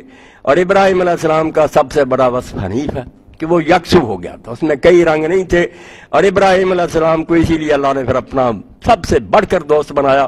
اس لیے جو لوگ چاہتے ہیں کہ ملت ابراہیم کی پیروی کریں، اللہ کی خوشنودی کا سامان کریں، ان کے لیے یہ راہ ہے بھی معقول، اور دلیل میں نے عرض کر دی کہ اللہ نے ساتھ ہی آیت میں دی کہ زمین و آسمان اللہ کا ہے، ہر شے اس کے قابو میں ہے، اس لیے اس کی بغاوت کرو گے تو اس کی سلطنت میں کوئی زلزلہ نہیں آئے گا۔ جیسے رسول کریم علیہ السلام فرماتے ہیں نا کہ پہلے پچھلے جن اور انسان سارے اگر سب سے بڑے متقی جیسے ہو جائے نا، سب سے بڑے پرہیزگار، تو اللہ کی بادشاہی میں ایک مچھر کے پر برابر اضافہ نہیں ہوتا، اس کی سلطنت ہماری باتوں سے قائم نہیں۔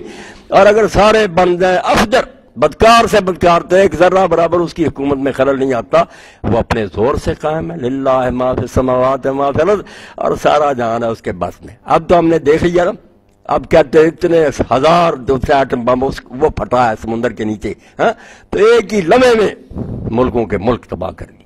اگر اللہ قرآن میں کہتا نا پہاڑ اڑ جائیں گے اور سمندر چھا جائیں گے، ہم نہیں مانتے تھے، اب دیکھ لی ایک لمحے میں بھی نہیں کر دیتا سب کو، آپ کیا کہتے پھرتے؟ تو فرمایا اس خدا سے ٹکر نہ لو، اس کے باغی نہ بنو، تسلیم و رضا اپنا لو کہ اگر شریعت کا حکم آئے سرے تسلیم، اور اگر تقدیر کی طرف سے کوئی حادثہ آ جائے تو رضا، خوش رہو کہ جو وہ کر رہا بہتر کر رہا۔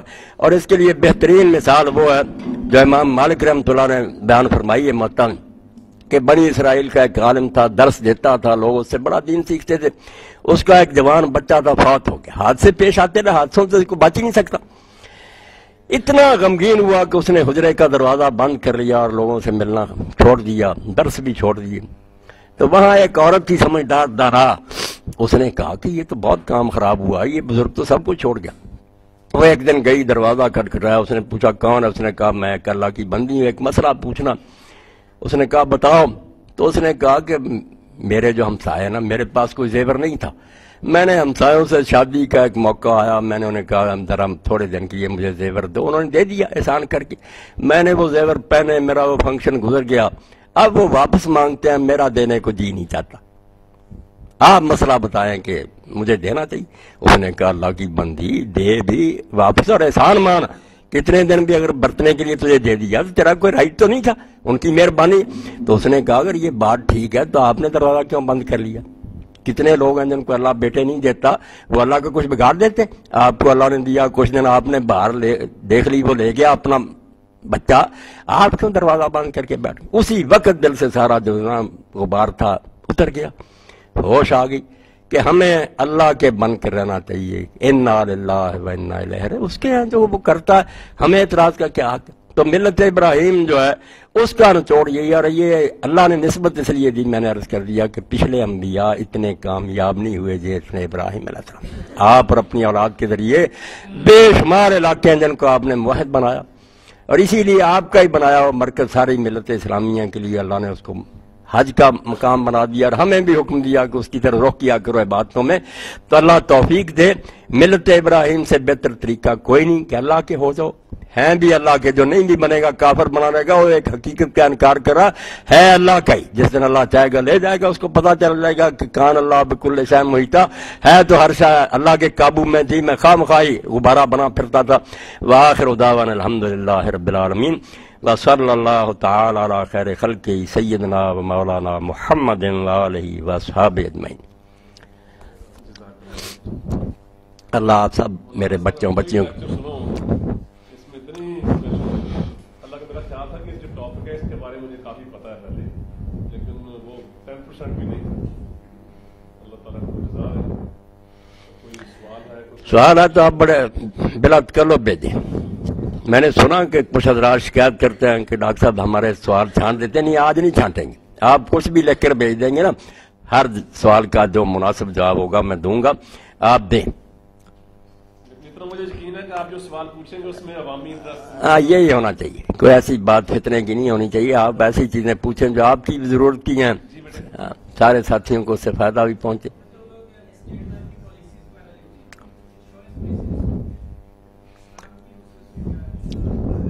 انشورنس کے بارے میں اسلام کا کیا اسٹینڈ ہے؟ انشورنس ظاہر بات ہے کہ اس دور میں چونکہ یہ طریقہ ایجاد ہوا، اس لیے علماء میں اختلاف تو ہونا تھا، سوچ بچار میں فرق تو ہوتا، مگر صحیح بات اس بارے میں یہی ہے کہ یہ درست ہے، درست۔ جو اچھے علماء نا اس دور کے، انہوں نے پوری طرح چھان بین، خرابیاں تو ہے ہی ہر چیز میں، پوری طرح تو خارج کوئی نہیں ہے اس وقت، کاروبار ہماری تجارت بھی، بلکہ مولوی حضرات کی امامت تک میں بھی خرابیاں، وہ تو صحیح معاشرے میں دور ہو سکتی ہیں نا، مگر یہ جائز ہے۔ اس کی مثال رسول اللہ کے زمانے میں عاقلہ تھی، اس میں سودی کاروبار وغیرہ یہ جانے یا ان کا کام، مثال ہے۔ عاقلہ یہ ہوتی تھی کہ ایک آدمی سے قتل خطا ہو جائے نا، جان بوجھ کر نہیں، غلطی سے مارا گیا۔ اب اسلام نہیں چاہتا کہ جن کا ایک فرد مارا گیا ان کا بھی ان کو بھی کہا کہ 100 اونٹ جو ہے نا تاوان دینا پڑے گا، مگر اس سے بھی غلطی سے مارا گیا، اس پر نہیں ڈالا کہ اس نے جان بوجھ کر نہیں مارا، تو یہ پھر 3 قسطیں کرنی کہ 3 سالوں میں جو اس کی عاقلہ ہے نا برادری، ان کے جو بالغ آدمی ہیں وہ ساری رقم اکٹھی کر کے اس کو دیں، تاکہ اس پر سے بھی بوجھ اتر جائے اور ان لوگوں کا ہرجانہ بھی پورا ہو جائے۔ اس کو عاقلہ کہتے ہیں۔ حضرت عمر رضی اللہ عنہ کے زمانے میں جب دفتر بن گیا اس طرح محکمے، انہوں نے پھر وہ قبائلی سسٹم ختم کر کے نا محکموں پر تقسیم کر دیا کہ چھوٹے موٹے جو ملازم ان کی تنخواہوں سے وہ کاٹ لیتے تھے اور لوگوں کو دے دیتے تھے۔ تو ہے تو اچھی شکل، مگر یہ اس لیے پیش آئی ہے نا کہ ہمارے اسلامی معاشرہ نہیں، بیت المال نہیں، ورنہ اگر صحیح بیت المال ہو تو وہاں تو پورا ملک میرے بچے انشورڈ ہوتا نا، وہاں کسی کو پرواہ نہیں ہوتی، جو مالدار ہیں وہ پریمیم دیتے ہیں، بیت المال میں وہ جمع ہوتا رہتا ہے ہاؤس میں، اور جو بیچارے کمزور ہوتے ہیں ان کو پریشان ہونے کی لوڑ نہیں، ان کو اپنے آپ ملتا۔ رسول اللہ تو وفات پر بھی کہہ دیتے تھے نا کہ جو وفات ہوا ہے مال اس کے مالک وارث ہوں گے، اور اگر وہ قرض چھوڑ گیا تو بیت المال میں اب اتنی استطاعت ہے، قرضہ ہم دیں گے، حکومت دیتی تھی لوگوں کو قرضے۔ تو چیز تو بہت اچھی ہے بنیادی طور پر، مگر جس طرح باقی شعبوں میں خلل ہے، کرا لینی چاہیے. یہ مولانا محمد تقی امینی صاحب ہیں، ایک تو مفتی تقی عثمانی، یہ وہ بنگلہ دیش میں تھے، بہت اچھی کتاب انہوں نے لکھی ہے، پوری کتاب لکھی ہے، موافق مخالف سارے دلائل انہوں نے لوگوں نے دے دی ہے، سارے ملکوں کے فتوے، مگر آخری بات یہی ہے کہ کرا لینی چاہیے. ضرورت اس کی بہت بڑھ گئی ہے، کیونکہ ہم دیکھتے ہیں ادھر گاڑی لے کر آدمی نکلتا، باہر ہی پسٹل لے کر کھڑے ہوتے ہیں. جی کہا جاتا ہے کہ بری چیزیں نہ دیکھی جائیں، ہاں یہی ہے.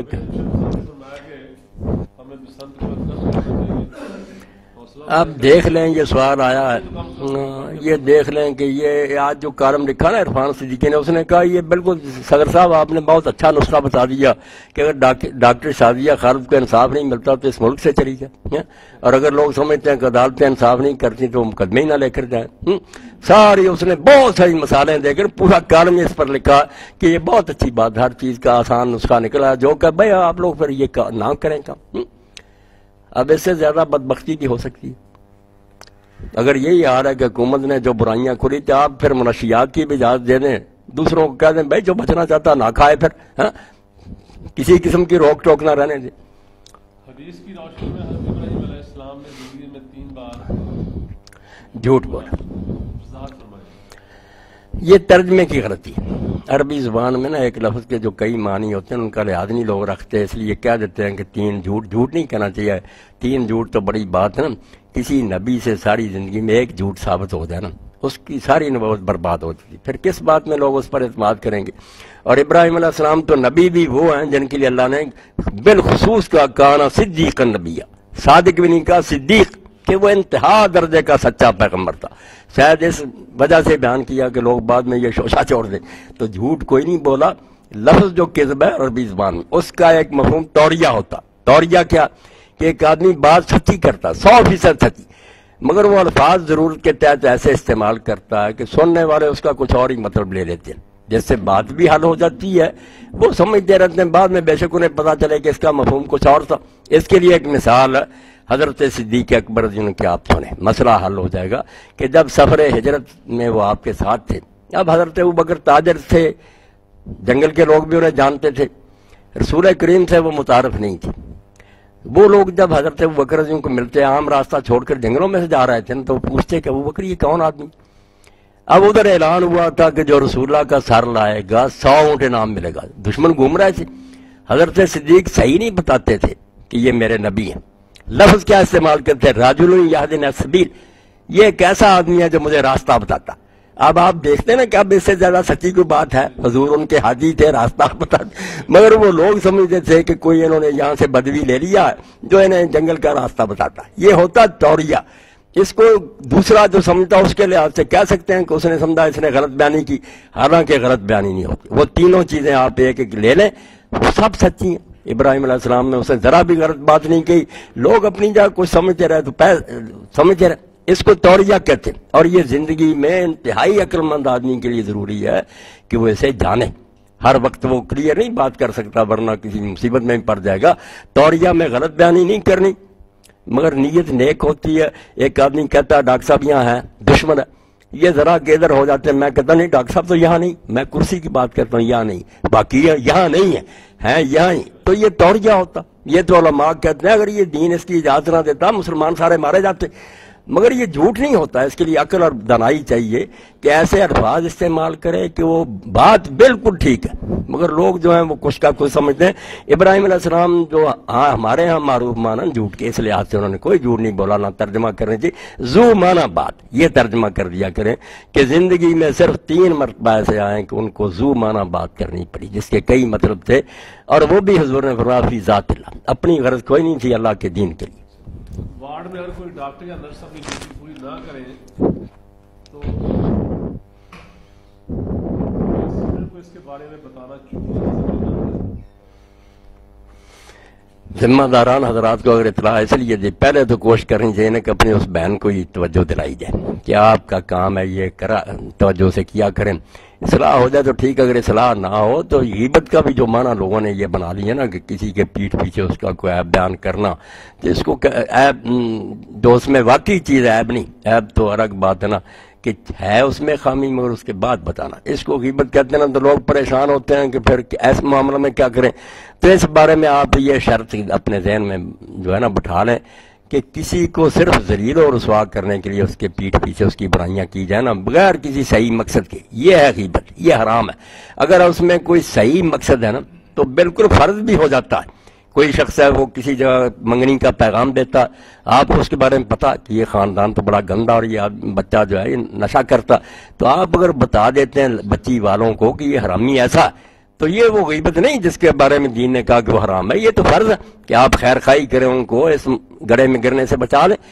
بہت موقع ایسے رسول کریم علیہ السلام کے سامنے ایک شخص آیا، جب آ رہا تھا تو آپ نے فرمایا یہ اپنی قوم کا بدترین آدمی ہے، مگر جب آیا بہت احترام کیا اس کا. تو اما عائشہ رضی نے بعد میں کہا پہلے آپ نے یہ کہا کہ بدترین ہے قبیلے کا اور پھر اتنا اچھا سلوک. تو فرمایا جو بے ایمان لوگ ہوتے ہیں ان کے شر سے بچنے کے لیے اگر کوئی ان کی عزت کی جائے تو یہ کوئی بڑی بات نہیں، کم بختوں سے اپنی جان چھڑانی چاہیے. وہ میں نے حقیقت تھی جو بتا دی کہ سنبھل کر رہنا چاہیے. بہت موقع ایسے. تو اگر جائز ہے نیت، والد کو آپ بتا رہے ہیں کہ آپ کا بچہ بری صحبت میں ہے، یہ تو خیر خواہی ہے. یہ وہ غیبت نہیں جو صرف کسی کو ذلیل کرنے کے لیے نا کوئی جائز مقصد نہیں، نہ متعلقہ آدمی آپ خواہ لوگوں میں بدنام کرتے پھر. تو اگر وہ رویہ ٹھیک کر لیں تو ٹھیک ہے، ورنہ ذمہ داران کو اطلاع دینی چاہیے. یہ بھی آپ کے فریضے میں شامل ہے. بچے کی پیدائش کے بعد کیا حکم ہے جبکہ وہ دین ابراہیم ہوا ہے؟ ہر بچہ جو پیدا ہوتا ہے نا، اللہ کے رسول علیہ السلام نے فرمایا خواہ وہ کافروں کے ہاں ہی ہوتا، وہ فطرت پر پیدا ہوتا. اب اس کا مطلب بھی لوگوں نے لے لیا کوئی اسلام پر پیدا ہوتا. اسلام نہیں کہا آپ نے، اسلام پر کوئی پیدا نہیں ہوتا، فطرت پر پیدا ہوتا. فطرت کیا کہ وہ صاف سلیٹ لے کر آتا ہے، بعد میں اس کے والدین یا ماحول یا وہ اپنی محنت سے جو اس پر چاہے نقش لکھ لے. پیدائشی نہ کوئی جہنمی پیدا ہوتا نہ کوئی جنتی پیدا. فطرت کا مطلب ہے کہ وہ ایسا نہیں کہ اپنے اوپر کوئی ٹھپا لگوا کر آیا، اللہ نے تیرے ہاتھ میں دے دی ہے تیری تقدیر، جو چاہے اس پر لکھ لے. فطرت اس لیے مسلم نہیں ہوتا. مگر بچے جب تک شعور کی عمر کو نہیں پہنچتے وہ سب کے جنتی ہیں. غیر مسلم کے جنتی اگر وہ چھوٹی عمر میں فوت ہو جائے انہیں عذاب نہیں ہوگا. اللہ ظالم نہیں ہے، عادل ہے، رحیم ہے. اگر انہیں موقع نہیں ملا تحقیق کا، چھوٹی عمر میں فوت ہو گئے، وہ سارے جنت میں جائیں گے، اہل ایمان کے بچوں کے ساتھ ہی ہوں گے. تو یہ اذان و اقامت جو ہے یہ ملت ابراہیمی کے لوگوں بچے کو تو اس سے کیا فائدہ ہوگا کہ وہ تو نہیں سن رہا سمجھ رہا. مگر جو والدین ہے نا ان کو ایک پروگرام دے دیا جاتا ہے کہ یہ بچہ جو آپ کی گود میں آئی اللہ کی طرف سے ایک امانت ہے. صرف یہ بچہ نہیں دوسرے لوگوں کی طرح کہ جیسے چاہے پلے بڑے اور جیسا گنڈا بنتا رہے، نہیں، آپ کے ذمہ لگ گیا کہ یہ بنیادی اصول ہے کہ اللہ کی بڑائی، توحید، رسول اللہ کی رسالت، آخرت کی فکر، کامیابی کا دھیان. یہ چیزیں اب سے ہی آپ نے کوشش کرنی ہے کہ کوئی حرکت ایسی سرد نہ ہو. آپ تو سارے لوگ نفسیات کے مار کہہ رہے ہیں کہ بچہ ٹھیک ہے بولتا نہیں مگر اس کی آنکھیں جو نا کیمرہ دیکھتا رہتا ہے کہ یہ میرا باپ اور ماں کیا کر رہا ہے. وہ ایسی حرکتیں جو بے حیائی کی وہ بھی اس کے دل پر نقش ہوتی جاتی ہیں. اس لیے علماء نے منع کیا نا کہ بچے کی موجودگی میں ایسی کوئی حرکت نہیں ہونی چاہیے، بعد میں آپ پچھتائیں گے پھر. تو یعنی اس کی تربیت کا لایا امر ہمیں دے دیا جاتا ہے کہ اللہ کی کبریائی، اللہ اکبر، اشہد ان لا الہ، اشہد ان محمد، یہ ہیں وہ لائنیں جن پر آپ نے اس بچے کی تربیت کرنی ہے. اگر واقعی اس کا یہ مفہوم ذہن میں اور اس کو سامنے رکھ کر ہم اس کو آگے لے کر چلیں تو اس سے بڑا عمل کیا ہو سکتا. اور اگر رسمی رہ جائے، رسم اذاں تو رہ گئی، روح بلالی نہ رہی. ہمارا ہر کام رہ تو رسمی گیا. کیا کوئی مرد امراض بن سکتا ہے؟ اسلام کی روح میں کیا ہے؟ کوشش تو یہی ہونی چاہیے نا کہ بچیاں جو ہے اس کی ماہر بنے، اللہ تعالیٰ انہیں یہ علم نصیب کرے اور بچیوں کا علاج کریں. مگر اگر کوئی ایسی صورتحال بھی پیدا ہو جائے کہ پھر ڈاکٹر مرد کا علاج کرانا پڑے تو دین اس کی بھی اجازت دیتا، کیونکہ ضرورت کے احکام الگ ہوتے ہیں. جب مجبوری ہو جائے نا وہاں پھر بہت ریلیکسیشن ہو جاتی ہے. کوئی عورت جو ہے بے شک غیر محرم میں دریا میں ڈوب رہی ہے، اب آپ دیکھتے نا کہ ہاتھ نہیں لگا سکتے، غرق ہو جائے گی. اس وقت یہ حکم ختم ہو جاتا کہ غیر محرم آدمی بھی اس کے بدن کو چھو سکتا. باقی اس کو اپنی نیت نیک رکھنے کی کوشش کرنی چاہیے کہ اللہ تو دیکھ رہا. تو علاج کے لیے اگر دیکھنا پڑے تو علماء نے لکھا کہ پردہ بھی ختم کرنا پڑے، پوشیدہ اعضاء بھی دیکھنے پڑے، مجبوری ہو جائے اضطرار کی. جیسے مردار خنزیر اللہ نے قرآن میں حلال کر دیا اس طرح کی بات ہوتی. ویسے اللہ توفیق دے تو بچیوں کو اس میں مہارت حاصل کرنی چاہیے، اللہ نصیب کرے.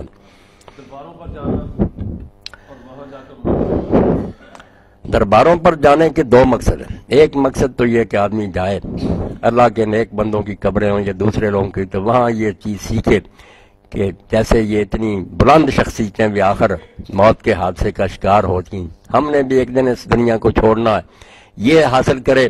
دوسرا جو لوگ دفن ہو چکے ہیں ان کے لیے دعا کرے، یہ تو دو جائز مقصد ہے۔ حضور نے فرمایا میت کے لیے استغفار کرو، خود یہ نصیحت حاصل کرو کہ ہم نے بھی دنیا چھوڑنا، مگر اگر اس کی بجائے اس کو بت خانہ بنا لیا جائے کہ وہاں جا کر ان سے مانگنا شروع کر دیا جائے تو یہ تو الٹی گنگا ہوئی۔ کوڑے دفن ہوئے دیکھ کر تو یہ دیکھنا تھا کہ بے بسی کا یہ حال ہے، اتنے بلند لوگ بھی اب قبر کے نیچے دفن ہیں، مگر الٹا ان کو خدا بنا لیا، ان سے مرادیں مانگنے لگے۔ از قبور کہنا می جو حیات، پرانی قبروں سے جا کر آپ حاجتیں مانگیں تو یہ عقل کا ماتم نہیں کرنا، دین اس کی اجازت کیسے دے سکتا؟ دین میں تو صرف اہل قبور کے لیے استغفار اور خود اپنے لیے عبرت پکڑنا، یہ دو ہی مقصد حضور نے بیان کیے ہیں۔ باقی دعاؤں کے لیے آپ کا گھر ہی کافی ہے، مسجد میں چلے جائیں، اللہ سے دعائیں مانگیں، سنیں گا اللہ پاک۔ تقدیر کی طرف سے مصیبت اور اپنے اعمال کی وجہ سے مصیبت، یہ فرق کیسے؟ یہ اتنا پیچیدہ معاملہ نا، متشابہات آیات کی طرح کہ اس کا کوئی حل اس دنیا میں نہیں ہو سکتا۔ اچھے سے اچھے نیک بندے کو بھی مصیبتیں آتی ہیں اور اس سے برے لوگ یہ نتیجہ نکال سکتے ہیں کہ اگر یہ اچھے ہوتے، ان کا دین اچھا ہوتا تو یہ کیوں اتنی تکلیفوں میں مبتلا۔ انبیاء علیہ السلام کو جو تکلیفیں آئیں، لیکن حضرت ایوب علیہ السلام اللہ کے نبی 18 سال بیمار رہے، سب لوگ ساتھ چھوڑ گئے، حضور پاک نے فرمایا 2 ساتھی رہ گئے، ایک بیوی تھی بیچاری جو انہیں اٹھائے پھرتی تھی، تو جب شفا ہوئی ہے دعا نہیں کی، اللہ کے فیصلے کو قبول کیے رہے۔ 2 ساتھی ملنے کے لیے آ رہے تھے، راستے میں ایک نے دوسرے سے کہا کہ مان نہ مان یار، ایوب نے کوئی بہت بڑا گناہ کیا ہے جس کی سزا سے مر رہی ہے، ورنہ بیماری اتنی لمبی نہیں ہو سکتی۔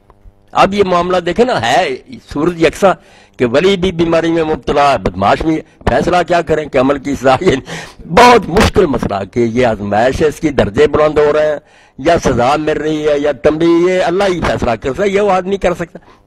جب اس نے یہ بات کہی تو وہ آدمی کہنے لگا کہ میں یہ بات حضرت ایوب علیہ السلام سے ضرور بیان کروں گا۔ اس نے آ کر جب یہ بات کی آپ کو بہت صدمہ ہوا کہ بیماری کی بات تو کوئی نہیں تھی یار، یہ شماعت پہ ادا ہو گئی کہ دشمن تو ہنسی اڑانے لگ گئے۔ وہ بیوی پھر جب جھاڑیوں کے پیچھے جا کر اس نے بٹھایا حاجت کے لیے تو وہاں پھر آپ نے اللہ سے دعا کی، اور دعا بھی کیسے الفاظ میں کی، یہ بھی نہیں کہا شفا دے رب مسانی یضرو وانت ارحم الراحمین، تکلیف نے لاچار کر دیا ہے، تو سب سے بڑا رحم کرنے والا ہے، اس پر ہی بات ختم کر دی، آگے کچھ نہیں کہا کہ شفا دینا تفیض اللہ کہ تیرے اس پر، مگر تو سب سے بڑا رحم کرنے والا تھا، اور تکلیف حد سے گزر گئی۔ تو وہاں ہی حکم ہوا نا پھر، اور کچھ برجلک، مار پاؤں زمین پر، وہاں ہی پاؤں مارا، ھذا مغتسل بارد و شراب، چشمہ نکلا، فرمایا نہاؤ بھی پانی بھی پیو۔ جب واپس آئے اتنے خوبصورت کے جوانی میں بھی نہیں تھے، تو بیوی اس کو سے آ کر جب ملے تو کہنے لگی اللہ کے بندے، میرا خاوند اس طرح لولا پگلا تھا، تو نے کہیں دیکھا؟ آپ ہرس پڑے، کہا میں وہی ایوب ہوں۔ کہنے لگی اللہ ایسے ٹھیک ہو کر، فرمایا اللہ نے شفا دی۔ تو اس طرح یہ معاملہ ہے پیچیدہ، اس کا تجزیہ صرف اللہ کر سکتا ہے۔ وہ آدمی خود دیکھے، اگر تو نیک ہے پھر کوئی آزمائش آ رہی ہے تو سمجھے اللہ تعالیٰ مجھے آزما رہا ہے، مجھے راضی رہنا چاہیے، اس سے درجے بلند ہوں گے۔ اگر وہ برا ہے تو پھر سمجھے کہ اگر تو اب ابتدائی سٹیج ہے تو تنبیہ ہے، کان کھینچے جا رہے ہیں، فائدہ اٹھا رہے، تو ورنہ پھر آخری سٹیج تو استحصال کی ہوتی ہے، ایسی کوئی تکلیف آتی ہے جڑ سے کاٹ دیتی ہے، وہ سزا ہوتی۔ ویسے اگر مصیبتیں بار بار آئے تو کم سے کم انسان کو اپنا جائزہ لے، کوتاہی اپنی ماننی چاہیے، نہ بھی ہو نا تو حضرت یونس علیہ السلام کو ہمارے سامنے نبی ہوتے ہوئے انہوں نے کیا کہا، لا الہ الا انت سبحانک انی کنت من، میں ہی قصوروار ہوں، تو پاک ہے، تو نہیں غلط کرتا۔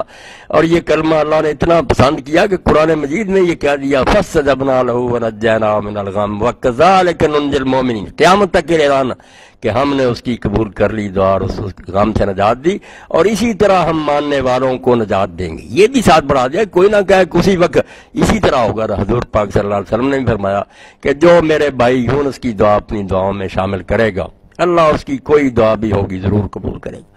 جب وہ یہ کہہ دے گا کہ تو پاک ہے، اگر کوئی سزا مل رہی ہمارے گناہ ہے، ہمارا قصور ہے۔ چند دن پہلے میرا ایک نوجوان عزیز فوت ہو گیا ہے، انا للہ و انا الیہ ڈاکٹر صاحب کی ڈاکٹر صاحب انہوں نے ایک دن بھی اس کی فائل چیک نہیں کی، نہ اسے چیک کیا، صرف جونیئر ڈاکٹر کے حوالے کیے رکھا، ہمیں صرف تسلی دیتے رہے۔ وہ جونیئر ڈاکٹر صاحب ही समझ लें या कि डॉक्टर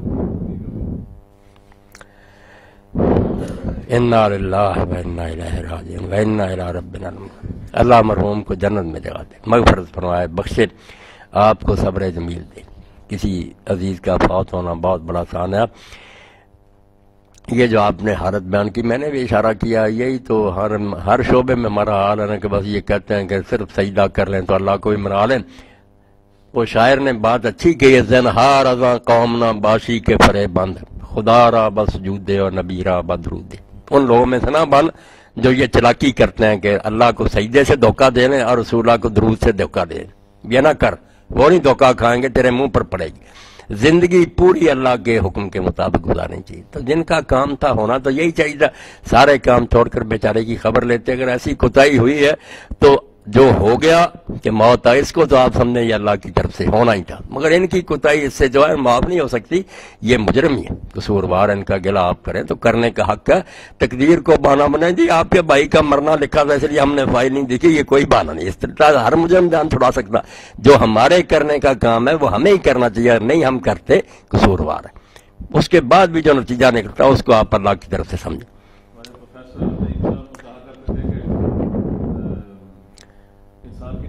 होनी होती है, लेकिन बाकी है ना, कम से कम they should be fully satisfied, कम से कम उनके दिल में कोई ऐसा ना रहे जिसकी हाँ, जो करना चाहिए था वो डॉक्टर साहब ने कर लिया। बिल्कुल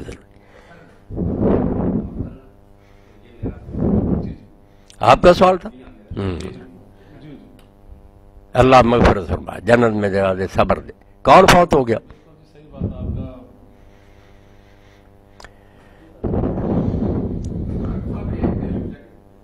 अल्लाह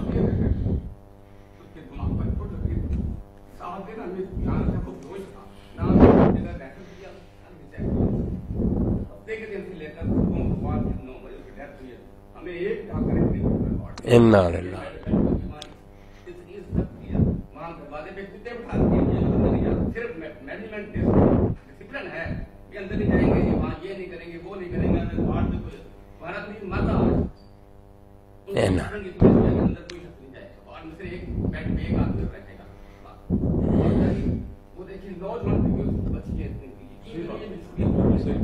इन्ना लिल्लाह। अब ये उनके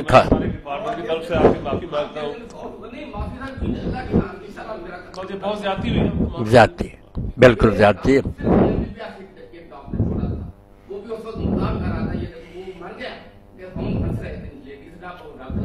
इन्ना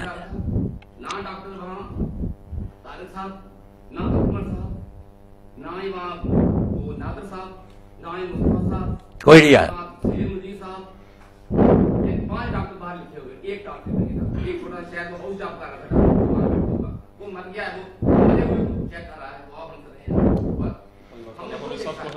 अल्लाह आपको सब्र दे, उनका दर्जा बुलंद करे, इन्हें हिदायत दे। बिल्कुल आपकी शिकायत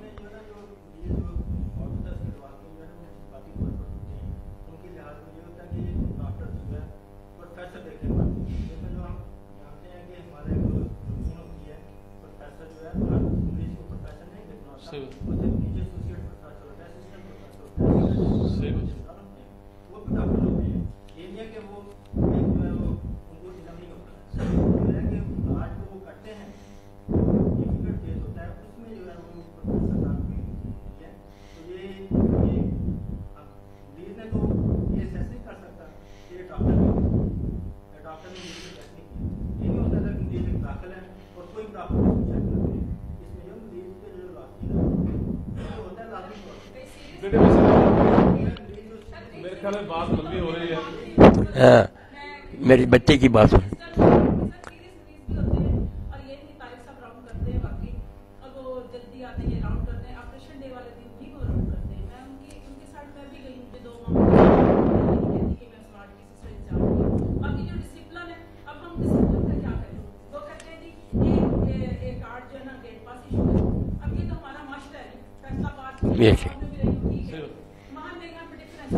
ठीक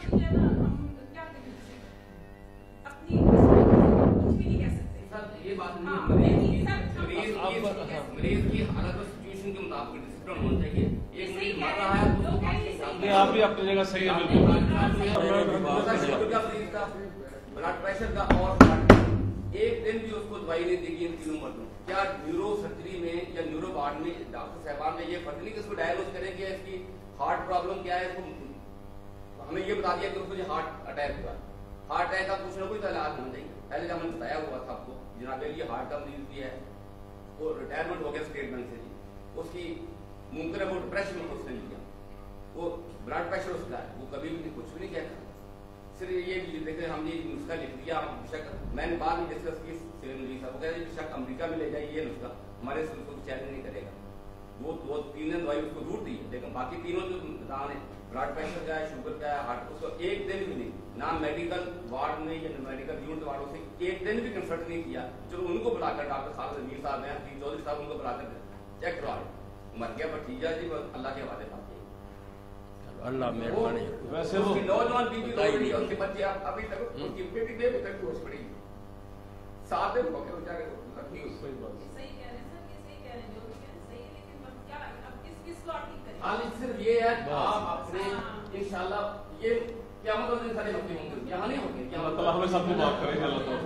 अब बेकार अच्छा जी, मैं रिक्वेस्ट करूंगा मौलाना साहब से सवाल तो आप पूछूंगे कि आप दुआ कराएं खुसूसी तौर पे जो हमारे अल्हम्दुलिल्लाह रब्बिल आलमीन वस्सलातु वस्सलामु अला रसूलिल करीम सय्यदना मुहम्मदिन व आलिहि व अस्हाबिहि अजमईन। अल्लाहुम्मा इग़फिर लिल मुमिनीना वल मुमिनात वल मुस्लिमीना वल मुस्लिमात अल अहयाइ मिनहुम वल अमवात। रब्बना इग़फिर लना व li इख़वानिना अल्लज़ीना सबक़ूना बिल ईमान वला तजअल फी क़ुलूबिना गिल्लन लिल्लज़ीना आमनू रब्बना इन्नका रऊफ़ुर रहीम। अल्लाहुम्मा इग़फिर लहू वरहमहू वअदखिलहुल जन्नता वअइज़हू मिन अज़ाबिल क़ब्र व अज़ाबिन नार। अल्लाहुम्मा अंसुरिल इस्लाम वल मुस्लिमीन वख़्ज़िल कफ़रत वल मुशरिकीन। रब्बना आतिना फ़िद दुनिया हसनतन व फ़िल आखिरति हसनतन व क़िना अज़ाबन नार। व सल्लल्लाहु तआला अला अब्दिल्लाहि व रसूलिही ख़ातमिन नबिय्यीन सय्यदना व मौलाना मुहम्मदिन व आलिहि व अस्हाबिहि अजमईन आमीन। बिल्कुल मेरी बहन ने ठीक कहा, किस किस बेकार बात हो हाँ, वो बंदा ही करेगा लेकिन जो